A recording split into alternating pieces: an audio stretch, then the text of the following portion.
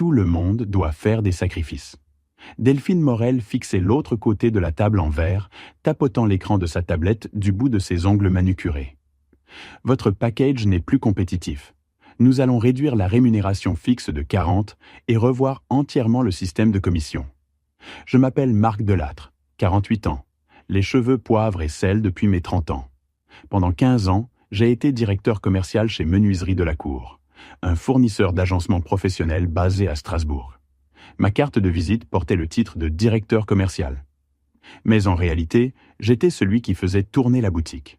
Je gérais personnellement nos 10 plus gros comptes. Ce n'étaient pas que des clients. C'étaient des relations nouées au fil de milliers d'appels, de dizaines de repas d'affaires et de 15 années à résoudre les problèmes avant même qu'ils ne surgissent. Je connaissais les prénoms de leurs enfants, leurs scores au golf, leurs destinations de vacances. Ils m'appelaient avant même leurs propres équipes quand quelque chose clochait.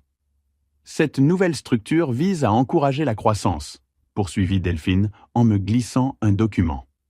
Tous les packages sont revus pour correspondre aux standards du secteur. Je jetai un œil à la feuille. Moins 40 sur le salaire fixe. Un nouveau système de commission qui rendait impossible d'atteindre mon niveau actuel, même avec une croissance. Réduction des avantages aussi. Delphine Morel était arrivée il y a 3 mois, après le rachat de Delacour par Groupe Bervalis. Toujours tiré à 4 épingles, tailleur signé, diplômée d'un MBA de HEC Paris. Elle avait passé ses premières semaines à éplucher des tableaux Excel et à enchaîner les réunions à huis clos avec les cadres du groupe. Je savais ce qu'elle voyait en moi, un salarié trop cher, d'un autre temps, un homme qui devrait déjà se réjouir de ne pas avoir été écarté plus tôt. « Quel est le calendrier de mise en œuvre ?» demandai-je calmement. « Immédiat », répondit-elle avec un sourire crispé. « Il faut que tout le monde soit aligné avec la nouvelle stratégie. » Je refermai le dossier, me levai et tendis la main. « Merci pour votre franchise. » Son sourire vacilla. Elle s'attendait à des protestations, une négociation, voire une certaine panique. Elle n'eut droit qu'à une poignée de main et à un départ mesuré. Plus tard dans l'après-midi, je l'aperçus depuis son bureau, m'observant pendant que je rangeais quelques effets personnels dans un carton. Rien d'excessif, une photo de mes filles lors de leur remise de diplôme, un stylo gravé offert par un client fidèle, un vieux trophée de vente. En quittant les lieux, je saluai Benoît Arnaud, notre directeur financier. Il était là depuis le tout début. Son regard en disait long. Ce n'était pas une simple question de coût. C'était une décision ciblée. Dans le parking, je ne claquai aucune portière. Je posai le carton dans le coffre, ajustai mon rétroviseur et repartis. Avec moi, je venais d'emporter 15 ans de relations commerciales que Delphine venait d'offrir à la concurrence sur un plateau. J'avais bâti ce service commercial pierre par pierre. En 2010, quand j'ai rejoint Delacour, nous étions un acteur régional réalisant à peine 7 millions d'euros de chiffre d'affaires. L'an dernier, mon équipe atteignait les 68 millions, dont plus de 11 millions provenaient de mes propres clients. Mon père tenait un petit atelier d'ébénisterie à Besançon. Il m'a tout appris, le bois, les assemblages, les finitions. À 16 ans, je savais déjà manier la raboteuse et lire un plan. Après des études en commerce à Dijon, j'ai enchaîné quelques postes dans la vente avant de trouver ma place chez Delacour. Là, tout s'est aligné. Je connaissais les produits, j'en parlais avec passion. Je pouvais discuter technique avec un architecte et négocier un tarif avec un acheteur dans la même réunion. Alain Delacour, le fondateur, avait vu ce que je valais. « Tu ne vends pas juste du bois, disait-il. Tu vends de la confiance. » Il m'a laissé carte blanche pour structurer le département. J'ai recruté des jeunes motivés et je leur ai transmis ce qu'Alain m'avait appris. La relation passe avant la transaction. Quand Alain a vendu Delacour à Bervalis l'an dernier, j'étais inquiet, mais pas abattu. Les rachats font partie du cycle. J'avais déjà traversé d'autres tempêtes. Mais les premiers signaux sont vite apparus. Le nouveau PDG venait du secteur pharmaceutique. La nouvelle directrice marketing voulait réinventer notre présence digitale. Puis est arrivée Delphine, avec ses slides glacés sur l'optimisation des ressources. D'abord, de petits ajustements. Budget déplacement réduit. Validation multiple pour inviter un client à déjeuner. Mes réunions hebdomadaires avec la direction sont devenues mensuelles. Puis, uniquement en cas de besoin. On rationalise, m'a-t-elle expliqué lors d'un rendez-vous. Ce n'est rien de personnel. Mais ça l'est devenu quand elle a commencé à appeler mes comptes stratégiques sans même me mettre en copie. Quand elle a remis en cause des conditions tarifaires que j'avais négociées pour fidéliser nos clients au fil des années. Quand elle a déclaré que mon équipe avait besoin de perspectives neuves et qu'elle a nommé 2 de ses anciens collègues comme nouveaux responsables régionaux. Benoît m'avait glissé discrètement pendant notre dernier comité budgétaire. Ils examinent de près la structure des commissions, m'a-t-il dit à voix basse, les yeux vers la porte. Particulièrement les dispositifs hérités. Et j'étais le dernier représentant de ces anciens dispositifs. Une semaine avant cette fameuse réunion finale, j'ai aperçu Delphine Morel déjeunant avec Clara Renaud, la dernière personne que j'avais recrutée. Elles étaient penchées l'une vers l'autre, parlant à voix basse. Quand je suis entré dans le restaurant, Clara a baissé les yeux sur son assiette, tandis que Delphine m'a adressé un petit signe de la main, comme si ma présence n'était qu'une agréable coïncidence. Plus tard, Clara a évité mon regard quand je lui ai demandé ce qu'était ce déjeuner. « Juste une prise de contact avec l'équipe ?» a-t-elle marmonné. À ce moment-là, j'ai compris. Pas encore les détails, mais la direction générale des choses. Ce soir-là, après l'annonce de Delphine, je suis resté assis dans mon bureau à la maison, contemplant les rapports commerciaux des 10 dernières années. 15 ans de croissance continue. 15 ans à bâtir Menuiserie de la Cour en acteur majeur du secteur. 15 ans de loyauté balayée d'un revers de main. Votre package est obsolète. Mon téléphone a vibré. Un message de Franck Lemaître, directeur des achats chez Commerce du Bois, notre plus gros client. J'ai entendu parler de gros changements chez Delacour. Tout va bien? Appelle-moi. Franck et moi travaillions ensemble depuis 12 ans. Je l'avais soutenu pendant 2 restructurations, son divorce et les dossiers de bourse pour son fils. On n'était plus de simples partenaires professionnels. On était devenus amis. Je me suis servi 2 doigts de Bourbon et l'ai appelé.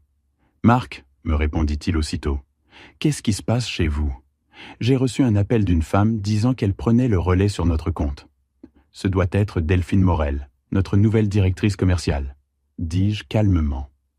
Elle a commencé à parler de revoir nos conditions tarifaires et d'introduire un nouveau système de gestion fournisseur. La voix de Franck s'est tendue. On a un contrat, Marc, et des procédures qui fonctionnent. Je n'ai pas besoin qu'on m'apprenne à gérer mes fournisseurs. J'ai pris une gorgée lente, laissant planer un silence significatif. « Marc, dit-il plus bas, tu restes ou pas? Parce que si tu pars, il faut qu'on parle. » À cet instant, tout s'est éclairci. Ma valeur ne résidait ni dans mon titre, ni dans mes chiffres.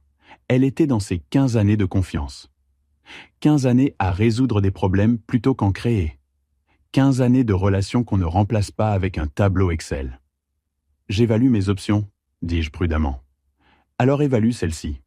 Si tu trouves un autre poste, appelle-moi avant que je sois obligé de gérer Barbie Harvard encore une fois. Après avoir raccroché, j'ai ouvert mon ordinateur portable et rédigé un brouillon d'email à Daniel Hirsch, directeur chez Groupe Marcenat Fourniture, une entreprise que j'avais rencontrée l'an passé lors d'un salon à Lyon. Il m'avait alors dit qu'ils cherchaient à développer leur division agencement professionnel. Je n'ai pas envoyé le message tout de suite. Je l'ai enregistré en brouillon. Le lendemain matin, j'ai reçu 3 autres appels de clients, tous inquiets. Delphine avait déjà commencé à prendre contact, déjà commencé à tout chambouler, sans comprendre les relations en jeu. Je suis retourné une dernière fois au bureau pour vider définitivement mon poste. Pendant que je rangeais, Benoît Arnault m'a discrètement glissé un papier plié. « Tes chiffres de rétention client », dit-il doucement, « et leur volume d'achat annuel moyen. Ça pourrait te servir ?» J'ai hoché la tête. Je savais ce qu'il voulait vraiment me dire. Lui, il savait ce que je valais, même si Delphine, elle, ne le voyait pas. Cet après-midi-là, j'ai finalisé ma lettre de démission, envoyé l'email à Daniel chez Marcenat et appelé mon avocat pour revoir ma clause de non-concurrence. J'ai confirmé ce que je soupçonnais. Elle s'appliquait aux produits, pas aux clients. Je ne pouvais pas vendre des produits concurrents pendant 6 mois, mais rien ne m'empêchait de maintenir mes relations commerciales. Je n'étais plus en colère. J'étais concentré, lucide. Il y a une vraie force dans le fait d'être sous-estimé, d'être considéré comme dépassé. Cela signifie qu'ils ne vous voient pas venir, jusqu'à ce qu'il soit trop tard. J'ai passé 2 semaines à étudier mes options avant d'accepter la proposition de Daniel Hirsch. Le poste était taillé sur mesure, directeur du développement commercial, avec une totale autonomie pour bâtir ma propre division. « On veut ton expérience, Marc », m'a-t-il dit lors de notre dernier entretien. « Tu sais ce qui fonctionne dans ce métier? Pas besoin de réinventer la roue. » Le lendemain, j'ai appelé Delphine pour lui parler de ma démission et du plan de transition. J'ai proposé de rester 2 semaines pour assurer un passage de relais fluide. « Ce ne sera pas nécessaire », a-t-elle répondu froidement. « Nous avons déjà contacté tes clients. Clara se chargera de la reprise. »« Ces relations sont complexes », ai-je tenté de lui expliquer. « Chaque compte a ses spécificités, ça prend du temps. »« Nous avons toutes tes notes dans le CRM », m'a-t-elle coupé. « Et pour être franche, ta méthode était un peu datée. Nous mettons en place une stratégie client plus orientée data. J'aurais pu argumenter. Mais à quoi bon? Elle avait décidé de mon sort dès le premier jour. Le service RH va traiter ton départ, a-t-elle conclu. Merci de restituer tout le matériel de l'entreprise avant la fin de la semaine. 3 jours plus tard, je déjeunais avec Franck. Il n'avait toujours pas rappelé Clara. Delphine avait fini par remonter jusqu'à son directeur général. Ta remplaçante m'a envoyé un questionnaire de satisfaction client avec 48 questions, m'a dit Franck Lemaître, en secouant la tête. Ensuite, elle a enchaîné avec une présentation sur leurs nouveaux indicateurs de succès client. Moi, je n'ai pas besoin d'indicateurs. J'ai besoin de quelqu'un qui comprend notre métier. J'ai hoché la tête sans commenter. Je n'allais pas dire du mal de menuiserie de la cour. « Et toi, tu vas où » demanda-t-il franchement. « J'intègre Groupe Marcenat Fourniture comme directeur du développement commercial. » Il a haussé un sourcil. « Intéressant. Ils essaient de décrocher notre compte depuis des années. J'ai bu une gorgée d'eau. Je commence dans 2 semaines. » Franck a glissé sa carte de visite de l'autre côté de la table. « Appelle-moi quand tu seras installé. » Le lendemain, j'ai reçu une lettre recommandée du service juridique de Delacour. Elle me rappelait mes obligations de non-concurrence et m'interdisait toute tentative de sollicitation des clients de l'entreprise. La lettre listait, un par un, tous les comptes majeurs que j'avais gérés. L'après-midi, mon téléphone a sonné. C'était Harold Lang, PDG de Bâtiment Northwell, l'un de nos 10 plus gros clients. « Marc, mais qu'est-ce qui se passe? Cette nouvelle-là, elle essaie de changer nos conditions de paiement. Elle prétend que notre structure de compte doit être optimisée. On est en paiement à 45 jours depuis plus de 10 ans. Je ne suis plus chez Delacour, ai-je répondu calmement. Oui, je m'en suis douté quand elle a appelé. Et toi, t'as atterri où? Je lui ai résumé ma nouvelle fonction chez Marcenat. Il m'a interrompu avant même que je ne termine. Il propose les mêmes gammes de produits, non? Très similaires, oui. Parfait. Appelle-moi lundi. On doit parler options. Avant la fin de la semaine, j'avais reçu 5 autres appels dans le même ton. Chacun se plaignait des méthodes de Delphine, posait des questions sur ma nouvelle entreprise, me demandait de les recontacter une fois en poste. Je n'avais démarché personne. C'était eux qui venaient envers moi. Le dernier jour officiel de mon contrat, Delphine m'a appelé sans prévenir. « Il paraît que tu es en contact avec des clients de Delacour, » dit-elle d'un ton sec. « J'ai parlé à quelques personnes, oui. Beaucoup sont devenus des amis après 15 ans. Ce sont des relations commerciales confidentielles. Toute tentative de les détourner serait une violation de ton accord de départ. »« Je connais mes obligations, » ai-je répondu d'un ton neutre. « Bien, » lança-t-elle sèchement. « La dernière chose que tu veux, c'est une procédure judiciaire avec les avocats de Bervalis. » Une fois l'appel terminé, j'ai transféré l'enregistrement à mon avocat. Le même qui m'avait confirmé que ma clause de non-concurrence ne concernait que la vente de menuiserie pendant 6 mois. Rien ne m'interdisait de vendre d'autres fournitures de chantier aux mêmes clients via Marcenat. Et rien n'empêchait ces clients de me suivre. Delphine venait de révéler sa première vraie peur. Elle commençait à comprendre l'impact de m'avoir poussé dehors. Mon premier jour chez Marcenat a été riche de révélations. On essaie de percer sur le marché de Delacour depuis des années, m'a avoué Daniel Hirsch lors de notre réunion du matin. Ton prédécesseur a mis 18 mois à tenter de décrocher commerce du bois, sans jamais dépasser le service achat. Franck Lemaître ne fait pas facilement confiance. Je confirme. Daniel s'est penché vers moi. Ce que je ne comprends pas, c'est comment Delacour a un taux de fidélisation client de 95, quand la moyenne du secteur tourne autour de 72. Quel est leur secret? J'ai failli éclater de rire. Ce n'est pas un secret, c'est les relations humaines, ai-je expliqué. Quand Alain Delacour dirigeait l'entreprise, il savait que les contrats peuvent faire tenir les clients sur le papier. Mais ce sont les liens personnels qui les gardent fidèles quand un concurrent arrive avec un meilleur prix. Daniel a hoché lentement la tête. Et la nouvelle direction ne comprend pas ça. Pour eux, ces relations sont inefficaces. Delphine veut des systèmes automatisés, pas des appels téléphoniques. Avant que je ne continue, mon assistante m'a interrompu pour un message urgent. Benoît Arnault, directeur financier chez Delacour, voulait me voir. Nous nous sommes donné rendez-vous dans un bar discret du centre de Strasbourg en fin de journée. Benoît paraissait nerveux, regardant par-dessus son épaule. « Je ne devrais pas être là, dit-il d'emblée. »« Mais tu y es, répondis-je en commandant 2 verres. Il a glissé une pochette vers moi. « Réunion du conseil d'administration hier. Je me suis dit que tu devrais voir ça. » À l'intérieur se trouvait la présentation stratégique trimestrielle de Delphine. Les premières pages étaient all classiques. Projection, marketing. Puis, je suis tombé sur le passage crucial. Stratégie de transition des comptes de Delattre. Le plan décrivait comment transférer mes anciens clients vers Clara et 2 nouveaux gestionnaires.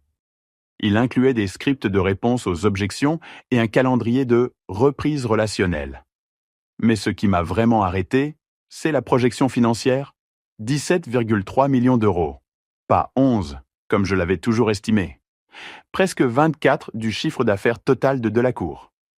Ils ne t'ont jamais dit ce que valait réellement ton portefeuille, dit Benoît à voix basse. Alain savait, mais après le rachat, il haussa les épaules. Pourquoi tu me montres ça? Il prit une longue gorgée. Parce que ce qu'ils font est injuste, et parce que Delphine est déjà en train de rater ses prévisions. Elle a dit au conseil que c'est une perturbation temporaire. Mais les chiffres ne mentent pas. Il tapota le dossier. Elle a déjà perdu Northwell, non?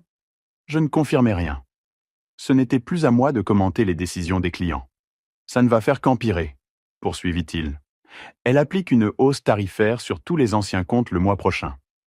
Le conseil l'a validé, sur la base de son analyse que nous sous-facturions depuis des années. Alors, je compris. Delphine ne m'avait pas poussé dehors juste pour réduire les coûts. Elle voyait mes relations comme un frein à sa stratégie agressive de rentabilité. Sans moi, elle pouvait augmenter les prix, modifier les conditions, imposer ses systèmes en sacrifiant ce que j'avais mis 15 ans à bâtir. Et il y a autre chose, ajouta Benoît, baissant la voix. Ils sont en train d'auditer tes notes de frais sur les 3 dernières années. Ils cherchent une faille, un prétexte. Ils ne trouveront rien. Je le sais, mais ils veulent construire un récit. Si les clients commencent à partir, il leur faudra un coupable. Avant de partir, il hésita. Je mets à jour mon CV. Je me suis dit que tu devrais le savoir. En rentrant chez moi, j'ai ressenti un étrange calme. Je ne découvrais pas seulement ce que pensait Delphine Morel de moi. Je découvrais ce que Menuiserie Delacour pensait de moi depuis longtemps. Ma valeur était évidente dans les chiffres, mais jamais reflétée dans ma rémunération. Ils avaient profité de mes relations tout en planifiant discrètement comment en tirer plus de marge une fois que je ne serais plus là. Le vrai problème, ce n'était pas que Delphine m'ait sous-estimé. C'est que Delacour m'avait sous-évalué pendant des années. 2 mois après mon arrivée chez Groupe Marcenat, j'avais trouvé mon rythme. Mon bureau donnait sur le centre-ville de Strasbourg, et j'avais constitué une petite équipe prometteuse de 2 jeunes commerciaux que j'avais personnellement sélectionnés. Je n'avais sollicité aucun de mes anciens clients. Je n'en avais pas besoin. C'est eux qui venaient à moi. D'abord Harold Lang, de Bâtiment Northwell, qui m'a appelé le lendemain de l'augmentation de prix décidée par Delacour. 14 de hausse sans aucun avertissement, pesta-t-il. Est-ce que Marcenat peut nous proposer les anciens tarifs? Nous avons pu, Et nous avons même ajouté des services à valeur ajoutée que Delacour n'avait jamais proposés. Ensuite sont venues les constructions Westerly, des promoteurs régionaux, puis BTP Moderne Alsace. Tous avaient les mêmes doléances: hausse de prix imprévue, nouvelles politiques rigides, services impersonnels. À la fin du deuxième mois, 4 de mes anciens clients du top 10 avaient transféré leur activité chez Marsena. J'ai veillé à ce que chaque transition soit parfaite. Mon équipe a travaillé les week-ends pour assurer des premières livraisons irréprochables. Je me suis rendu moi-même sur les chantiers pour vérifier les livraisons. Très vite, le bouche à oreille s'est répandu dans le secteur. Suivre Marc Delattre chez Marsena signifiait meilleur service, meilleur prix. Puis mon téléphone a sonné. C'était Delphine. « Il faut qu'on parle », dit-elle, la voix tendue, le ton inhabituellement inquiet. Nous avons convenu d'un rendez-vous dans un café proche de mon nouveau bureau. Elle était déjà installée, un café à moitié vidé devant elle. « Ça doit s'arrêter », lança-t-elle sans détour.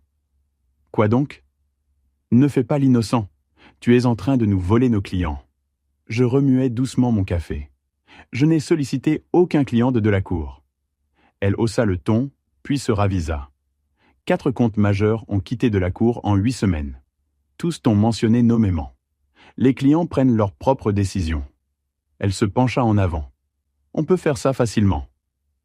Ou difficilement, Marc? Facilement, tu te retires, et on évite une procédure pour rupture de contrat. Il n'y a aucune rupture, répondis-je calmement. Ma clause de non-concurrence m'interdit de vendre de la menuiserie pendant 6 mois.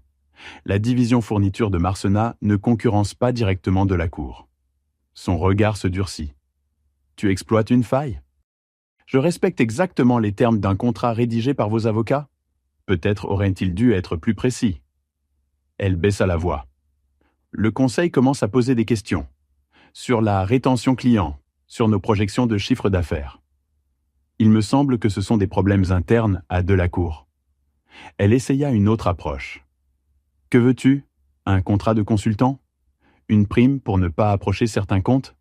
J'ai failli rire. Elle n'avait toujours pas compris.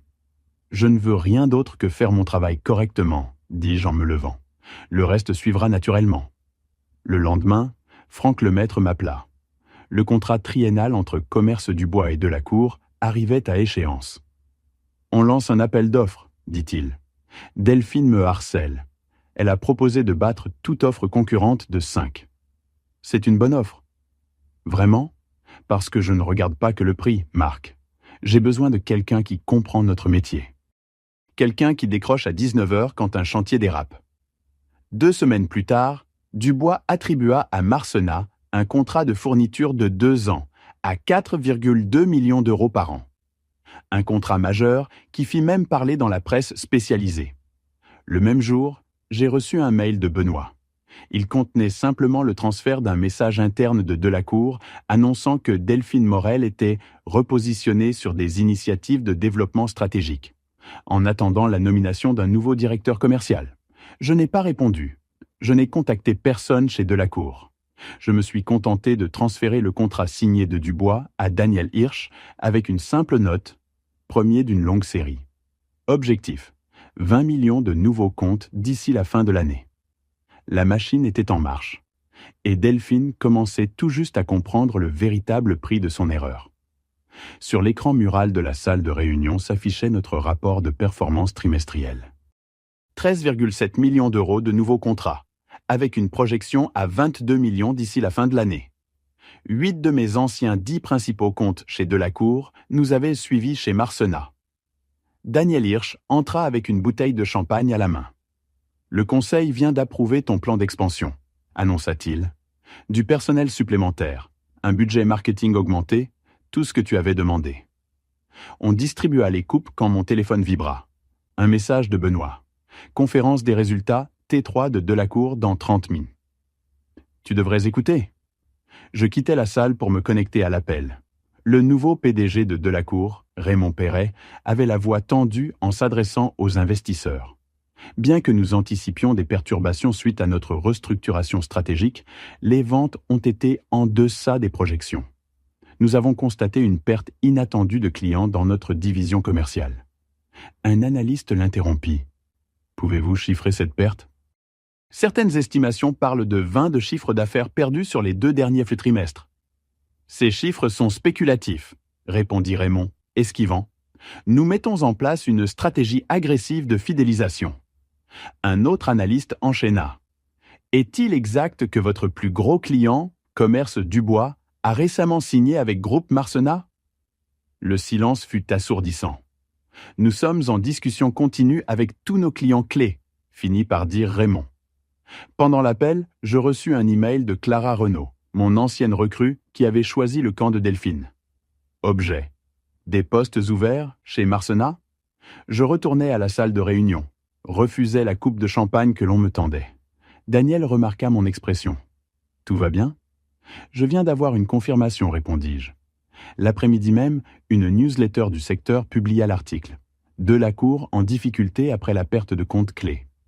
L'article évoquait explicitement mon départ vers Marcenat et la migration des clients qui avaient suivi. Il citait un employé anonyme de Delacour affirmant que la direction avait fondamentalement sous-estimé la valeur de son encadrement commercial senior. Je n'eus pas besoin de dire un mot. Les chiffres parlaient d'eux-mêmes. 1 an jour pour jour après que Delphine m'avait annoncé que mon package était obsolète, je me trouvais dans mon nouveau bureau, désormais agrandi, en train d'examiner nos résultats annuels. Ma division avait généré 26,3 millions d'euros, dépassant toutes mes projections. Mon équipe était passée de 2 commerciaux à 11, épaulée par un service client dédié. Nous avions déménagé dans un plateau plus vaste et Daniel avait laissé entendre qu'un siège au conseil d'administration pourrait bientôt se libérer. Sur mon bureau, je gardais une photo de notre dîner de fin d'année. Des visages détendus, des sourires sincères. Une équipe qui comprenait ce que j'avais toujours su. Le business se construit sur la confiance. L'interphone sonna. Une certaine Delphine Morel est ici. Pas de rendez-vous. Je marquai une pause, puis hochai la tête. Faites-la entrer. Delphine avait changé. Moins soignée, plus fatiguée. Son tailleur de marque avait laissé place à un ensemble banal. Elle resta debout même après que je lui indiquai une chaise. « Merci de me recevoir, dit-elle. Que puis-je faire pour vous ?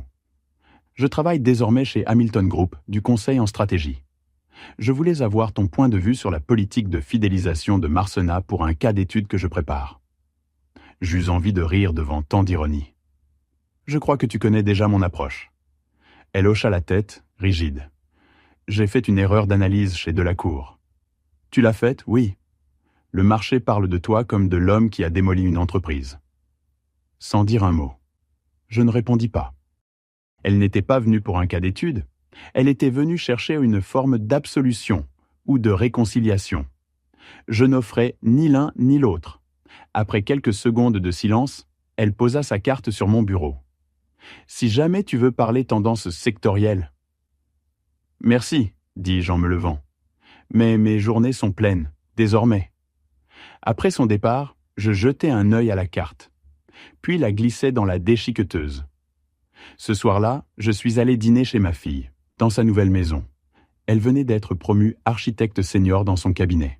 « Alors, comment va le boulot, papa ?» demanda-t-elle en servant le dessert sur la terrasse. « Bien, » répondis-je simplement. « Je construis quelque chose qui va durer. » Et c'était vrai.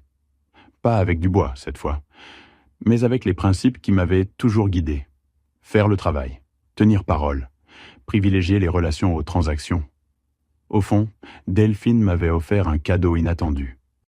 Elle m'avait poussé à prouver, à moi-même et à tous ceux qui regardaient, ce que 15 années de confiance valaient réellement.